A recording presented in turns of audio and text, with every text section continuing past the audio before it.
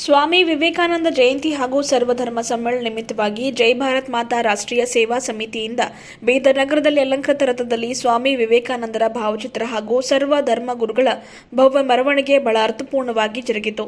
ಮಲ್ಕಾಪುರ ಸಮೀಪದ ಭಾವಲಿಂಗ ಮಲ್ಲಿನಾಥ ಆಶ್ರಮದಿಂದ ಆರಂಭಗೊಂಡ ಮೆರವಣಿಗೆಯು ನಗರದ ಪ್ರಮುಖ ಬೀದಿಗಳ ಮೂಲಕ ಸಾಗಿ ನೌಬಾದ್ ಸಮೀಪದ ಮಲ್ಲಿನಾಥ ಆಶ್ರಮಕ್ಕೆ ತಲುಪಿ ಸಮಾರೋಪಗೊಂಡಿತು.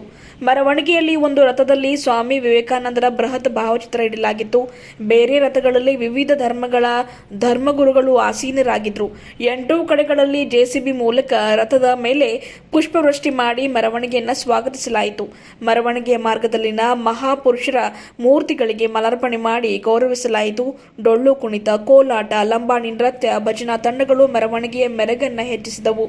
ಮೆರವಣಿಗೆ ಬಳಿಕ ಮಲ್ಲಿನಾಥ ಆಶ್ರಮದಲ್ಲಿ ಸರ್ವಧರ್ಮ ಸಮ್ಮೇಳನ ಜರುಗಿತು. ಸಮ್ಮೇಳನದಲ್ಲಿ ಮಾತನಾಡಿದ ಹಲಬರ್ಗಾ ಮಠದ ಹಾವಗಿ ಲಿಂಗೇಶ್ವರ ಶಿವಾಚಾರ್ಯರು, ಹವಾ ಮಲ್ಲಿನಾಥ ಮಹಾರಾಜರಿಗೆ ದೇಶವೇ ಮೊದಲಾಗಿದೆ, ಅವರ ದೇಶ ಪ್ರೇಮ ಮಾದರಿಯಾಗಿದೆ ಎಂದು ಹೇಳಿದರು.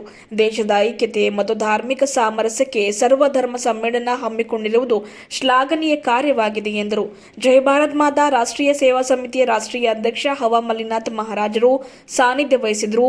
ಹುಡುಗಿಯ ವಿರೂಪಾಕ್ಷ ಶಿವಾಚಾರ್ಯ, ಲಾಡ್ಗಿರಿಯ ಗಂಗಾಧರ ಶಿವಾಚಾರ್ಯರು, ಮಳಚಾಪುರದ ಸದ್ರೂಪಾನಂದ ಸ್ವಾಮೀಜಿ, ಸೈಯದ್ ಶಾ ಮೈನುದ್ದೀನ್ ಹುಸೇನಿ, ಅಮೃತರಾವ್ ಮೊತ್ಯ, ಸುನೀಲ್ ಮಹಾರಾಜ್, ಬಸಪ್ಪ ಹಿರೇವಗ್ಗೆ ಮೈಲಾರ್, ದೇವದಾಸ ಮಹಾರಾಜ್, ಚನ್ನಬಸವ ಶಿವಾಚಾರ್ಯ, ಸೆಂಟ್ ಜೋಸೆಫ್ ಚರ್ಚ್ನ ಫಾದರ್ ಡಿಸೋಜಾ, ಗುರ್ಮಿತ್ ಸಿಂಗ್, ಖಾಜಾ ಸಾಬ್ ಮಹಮನಿ, ಯಾದಗಿರಿ ಶ್ರೀ ಸಂಗೋಳಗಿ ಶ್ರೀ ದರ್ಗಾ ಹಜರತ್ ಅಬ್ದುಲ್ ಫೈಜ್ ಗುರುಗಳು, ಚಿದ್ರಿ ಶ್ರೀಗಳು, ಸುರೇಂದ್ರ ಗಿರಿ ಶ್ರೀಗಳು, ಬೀರಲಿಂಗೇಶ್ವರ ಮಠದ ಗೋಪಾಲ ಶ್ರೀಗಳು, ಅಣದೂರಿನ ಭಂತೇಜಿ, ಭಾಗೀರಥಿ ಮಾತೆ, ಜೈ ಭಾರತ್ ಮಾತಾ ರಾಷ್ಟ್ರೀಯ ಸೇವಾ ಸಮಿತಿ ಭಾಲ್ಕಿ ತಾಲೂಕಾ ಅಧ್ಯಕ್ಷ ಪಪ್ಪು ಪಾಟೀಲ್ ಖಾನಾಪುರ್ ಸೇರಿದಂತೆ ಇನ್ನಿತರರು ಇದ್ದರು.